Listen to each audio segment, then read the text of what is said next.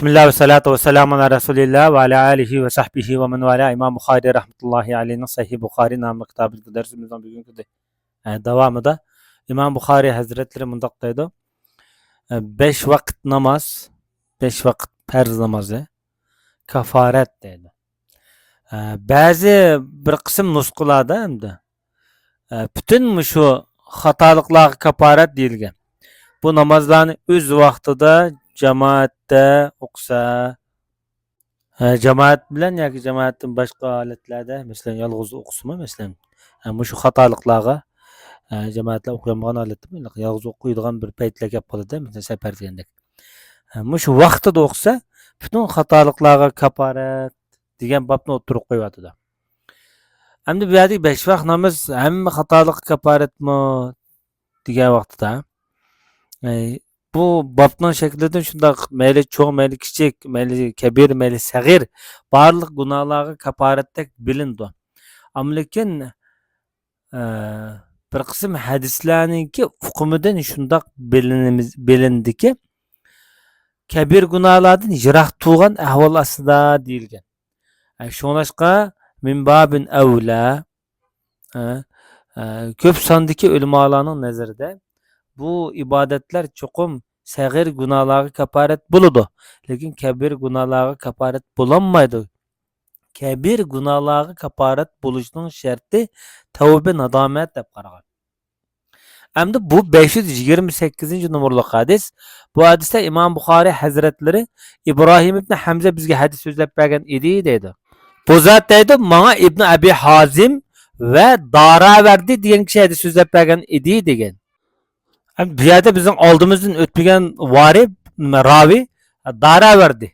Daraverdininki asli ismi Abdulaziz ibn Muhammad ibn Ubayd nomi bilan mashhur. İmam Malik rahmetullahi alayhi bu kishini ishonchli deb baho bergan. Hatta İmam Ahmad bu odamniki bu hadis ilmiga bo'lgan tirishchanligini ko'z tutib, baknayta tirishchan odam edi deb qaragan. Bu odamniki yashagan yeri o'sha Madina Munavvarda, o'shada o'sib, o'shada tug'ilib, o'shada hadis ta o'lib ketgan qadar ilm bilan, hadis ilmi bilan shug'ullangan. Ishonchli ko'p hadislarni rivoyat qilgan, bayon qilgan odam. O'zini omonatdan rostchil degandek yaxshi sifatlarga erishgan buyuklarniki biri. Hatta ba'zida shu Xurosonlarda yashaganligimi xotirlangan. Bu odamniki 182-yildan ta 189-yillar atrofida o'lib ketganligi xotirlangan. Demak, bu kishi buni yaxshi ravi. Lekin ba'zi vaqtlarda yodlishi, hifz qilishi sal nachar deyilgan. Chunki o'zining kitobidan to'g'ri hadis so'zlab beradigan, lekin boshqalarning kitobidan xatolashib qoladi degandek bunaqa nomlarni berilgan bu kishiga. Bu kishiniki ham ustozlari nihoyatda ko'p. Sahl ibn Abi Salih deymiz, Rabi ibn Abi Abdurrahman deymiz. Ko'p kishilar, Malik ibn Anas deymiz, masalan, bu shular bu kishiniki ustoz bo'ladi. Shogirdlari shundoq ko'p. Masalan, Haysam ibn Ayyub, Qosim ibn Yazid, Marwan ibn Muhammad qatorliq, Bashir ibn Hakam qatorliq hadis ulamolari bu kishiniki shogirdi bo'ldi. Endi hadis ilmi qo'shgan tuhaflar qatorida Termiziyda 62 dona, Muslimda 49 dona, Abu Davudda 49 dona, Nasaiyda 20 dona, Buxoriyda 6 dona hadis bayon qilgan. Mana bu kishiniki hadis ilmi qo'shgan tuhafsi. Bu kishi hamda Yazid degan kishidan bayon qilyapti bu hadisni. Yazid bo'lsa Yazid ibn Abdullah ibn Usam ibn Had nomi bilan mashhur yoki Yazid ibn Abdullah al-Laysi 139-yili Madinada o'lib ketgan. Misr qatorliq shaharlarga berib shu hadis tasdiq qilgan. Ko'p hadis rivoyat qilgan ishonchli kishi deb Ibn Hajar Asqaloniy bilan Imom Zahabiniki ta'rifiga erishgan buyuklarniki biri. Hamda ulamolarniki nazarda bu kishiga berilgan nomlar bir qism masalan hadis ulamolari chatoq yo'q degan. Masalan, buni Imom Ahmad ibn Hanbalniki bu odam bergan bahosi hamda.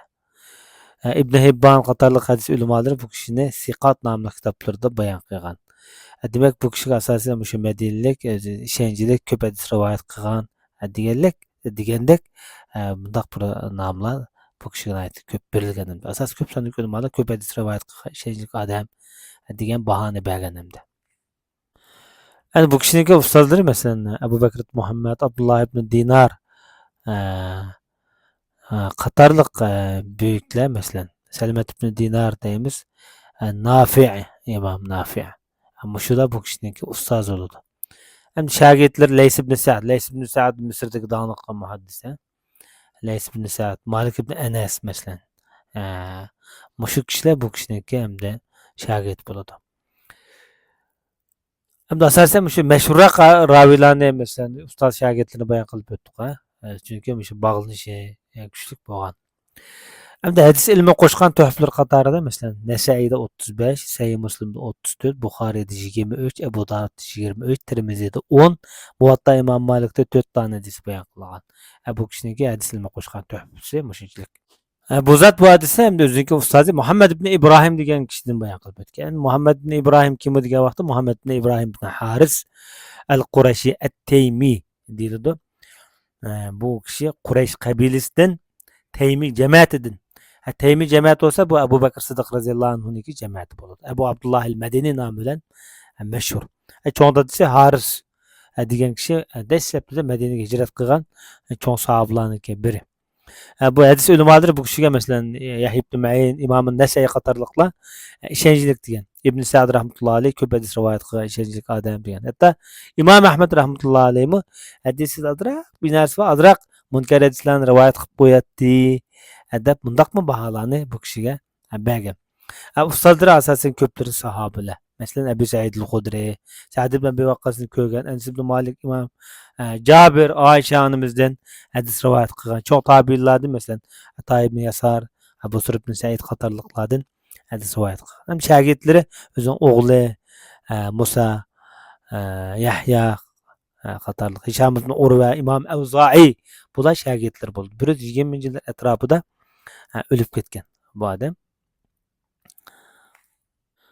Demak bu odamni o'z davridagi masalan faqih, muhaddis deb sanalgan odam. O'lib ketgan vaqti 119-yillar atrofida. 121 bilan 119-yilniki atroflarida o'lib ketgan deb xotirlangan. Bu odamning hadis ilmi qo'shgan tuhflar qatorida Abu Davudda 31 dona, Nasai'da 31 dona, Sahih Buxoriyda 26 dona, Imom Muslimda 23 dona. Tirmiziyda 21 dona, Muvatta İmam Malik'da 16 dona hadis bayon qilingan. Bu zotniki hadis ilmi qo'shgan tuhfasi shu. Bu zot Abi Salmat ibn Abdurrahman deb bayon qilyapti bu hadisni. Bu ustoz bo'ladi. Abdurrahman ibn Avf'ninki o'g'li. Bu zot Abu Hurayra radhiyallohu anhudan bayon qilgan. Hamda Ebu Hureyre bu hadisi kimden algan degende Cenab-ı Resulullah'dan algan. Peygamber sallallahu aleyhi ve sellem mundaq degende sizlarning biringlarning ikki oldida bir o'stan bo'lsa, u yerda bir odam kunda 5 qatim yuvinsa, sizlar qanday qaraysizlar, nima deysizlar? Bu odamning usqonlarida, badallarida kir qolamdi degende ular dediki, "O hech narsa qolmaydi, hech qanday kir qolmaydi ya Rasululloh" dedi. Rasululloh bu yerda bir avval misol ilib o'xshash qilyotdi. Ben 5 vaqt namoz ashunga o'xshash. Alloh taolo bu 5 vaqt namoz orqali butun barliq xatoliklarni o'chirdi, yuydi degan. Ya'ni gunohlarni yuydi, gunohlarni o'chirdi degan bo'ldi. Inshaalloh barliq gunohlarimiz o'qigan namozlarimiz sababli Alloh taolo bir qabul qilsin, qabul qilish bilan birga barliq gunohlarimiz o'chkisi, yo'qolg'isi, mush e'tiqodda, mush hadisga bo'lgan kuchli bir ishonch bilan amal qilgan vaqtimizda inshaalloh butun barliq gunohlarimiz, mayli cho'ng, mayli kichik gunohlarimiz inshaalloh Allohning fazli va afvi bilan o'chirilg'isi, yo'qolg'isi. Hamda tuvandagi babda Imom Buxoriy rahmatullohi alayhi namozni o'z vaqtida o'qimay, namozni zoya qilib o'tish, namozga sal qarash haqida to'xtalyapti. Namozni zoya qilish bir qancha turlik bo'ldi. Masalan, vaqt orqali, vaqtiga diqqat qilmaslik orqali masalan namozni zoya qilib o'tish, namozniki fazilatini yoki namozni yo'q deb qo'yish. Yoki bo'lmasa, masalan, namozning ichidagi ba'zi rukunlarni qilmaslik orqali masalan namozni yo'q deb qo'yish. Shu mashninki qatori kirdi. Masalan, salomdagi masalan sayr qiladigan ishlar bor masalan. Qasddan sayr tark etib kelgan bo'lsa, masalan, yoki azon tark etgan bo'lsa, qasddan takbirlarni masalan, bu orqali bu namozni zoya qilib o'tishlik kirdi. Lekin bu yerda İmam Buxoriy rahmatullohi namozni Imom Buxoriy hazratlari vaqtida o'qimay namozni yo'qotib qo'yish, namozni zoya qilib o'tish haqqa to'xtalyotdi. Bu hadisda 529 numaralı hadis İmam Buxoriy hazratlari bizga Musa ibn İsmoil hadis so'zlab bergan deydi. Bu kishi bizga Mahdi hadis so'zlab bergan G'aylan Anasdan deydi. Bu raviylarning ham tarjima o'tgan. Anas ibn Malik shunday deydi. Payg'ambar sollallohu alayhi vasallamningki zamonisida bo'lgan muhim ishlardan bilmayman dedi. Namozdek bir narsani bilmayman. Eng muhim deb qaralgan ish namoz edi. Namoz deb bilaman. Hey, sizlar buni zoya qilib emasmi? Sizlar yo'qitib qo'yapsizlar. Sal qarab qo'lingdan qochirib qo'yapsizlar emasmi bu fursatni? Qo'lingdan berib qo'yapsizlar emasmi? Deb shunaq degan. Chunki hamda Anas ibn Malik radhiyallohu anhu Hajjaj ninki jiq zulmga uchragan odam. Hajjaj bu kishini jiq hurmat qilmagan. Sahoba bo'lsa-mu, qo'pol muomala qilgan. Shuningdek ayni vaqtdagi Abdulmalik ibn Marvonga bu to'g'riliq az shikoyatlar yetib qolgan. Hajjajninki o zamonida bu namozni bular kechiktirgan. Bu emirlar kechiktirgandan bu odam Rasulullohning zamonasida banasi memush la ilaha illallohdan boshqa hech narsani bilmadim men, tonimadim degandan keyin boshqa kishilar so'ragan, namoz uchun namoz bag'o desa, yo'q qilibsizlar, u peshimni shomning vaqtida o'qiyotsanglar buni zoya qilib yo'qitib qo'yapsizlar. Hech narsa qolmabdi Rasulullohning zamonasidagi islomdan faqat shu shahodat la ilaha illalloh shakli qolibdi deb shunday qayg'a. Hamda Anas ibn Malik bizning zamonimizni ko'rsa nimadekin tang. Shu Umayyalar davrida shu gaplarni degan bo'lsa, 1400 yillar burun. Bizning zamonimizda namozni masxar qiladigan, namoz o'qiganlarni xurofat deb ayblaydigan, namoz taratlarni inkor qiladigan, uni tuvan ko'radigan, uni xurofotlik yoki madaniyatsizlik deb qaraydigan, undan boshqa bir kechich o'tirib bundat qopmaydigan bunday avollar zamonimizda nihoyatda ko'p bo'lib ketyapti. Bu avollarni ko'rsa nimadekin tang. Endi 530 numaralı hadisda İmam Buxoriy rahmatullohi alayh bizga Amr ibn Zurara degan kishi so'zlab bergan edi deydi. Bu kishi deydi endi bizga Abdulvahid ibn Vasil Abu Ubayda ibn al-Haddad bizga xabar bergan deydi bu hadisni. Bu yerda bizning oldimizga yangi uchragan raviylardir. Masalan, Abdulvahid ibn Vasil. Abdulvahid ibn Vasil as-Saddusi nomi bilan mashhur. O'zi Basrlik odam, Iroqning shu Bag'dodda yashagan. İmam Ahmed ibn Hanbal rahmatullohi alayh bek bir hibs sahibi emasdi. Lekin kitobi sahih kitob edi degan. Lekin Yahya ibn Ma'in, Abu Davud qatorliq hadis ulamolari bu kishi ishonchlik deb bayon qilgan. Shunga İmam ibn Hibban Siqat nomli kitobida bu kishini ishonchlik muhaddislar qatorida bayon qilib o'tgan. Bu kishiniki ham ismi Abdulvahid, kunyasi Abu Ubaydat al-Haddad. Kunyasi shu. 190-yillari o'lib ketganligi xotirlangan. Lekin İmam İbn Hajar, İmam Zahabi qatorliq ulamolar bu kishiga ishonchlik degan nomni bergan. Bu kishiniki ustozi Osmon ibn Sa'd, Osmon ibn Abi Rawat, Abdullah ibn Ubayd, Qalb ibn Mehran qatorliq, Bahd ibn Hakim qatorliq ulamolar bu kishiniki ustozi bo'ldi. Endi shogirdlari kim degan vaqtda Muhammad ibn Shuja, Sulaymon ibn Davud, Yahya ibn Ma'in eng mashhurlardir. Masalan, Yahya ibn Ma'in, Umar ibn Zarara. Va Umar ibn Zarara Imom Buxoriyning ustozi. Endi Imom Buxoriyning ustozining ustozi bo'ldi-da bu shundaqda. Endi hadis ilmi qo'shgan tuhflar qatorida Imom Nasaiyda 4 dona hadisi va Abu Davudda 2, Sahih Buxoriyda mana 1 dona hadisi va Tirmizida 1. Demak, mush hadis İmam Buxoriy bayon qilgan mush odamniki nomida bayon qilingan bir hadis bor. Abdulvahid ibn Vasilniki. Bu kishi hamda Osmon ibn Abi Rawatdan bayon qilgan. Bu kishi Abdul Aziz degan kishiniki bir tuqqan bo'ldi. Endi bu Osmon ibn Ebu Ravat, Abdülaziz ibn Ebu Ravat deganlar bu muhaddislar. Şoňlaşqa bu ýerde bir qırındaş oğuşqa Abdülaziz ibn Ebu Ravat'ın inisi dep onda keltirgen ismi. Osman ibn Ebu Ravat, Ebu Abdullah namı bilen meşhur Besirlik adam. 151 yıldan Hicri 160 yıllar etrafında ölüp ketken. İbn Hacer Esqalani rahmetullahi aleyh, İmam Zahabi ile hatta Yahya ibn Ma'in bu kişini sika degan, yani işençlik kişi dep bahalangan, baha bergen. Ondan başka bir kısım ulemalar mesela bolapmı İmam Ahmed ibn Hanbel çatak yok, la ba'as degan bu kişi haqida. Ustaz kim o? Muhammed ibn Muslim ibn Abdullah ibn Şihab az-Zuhri, dağlık muhaddis. Şagird kim o degende Abdülvahid ibn Vasil bir şagirdi var.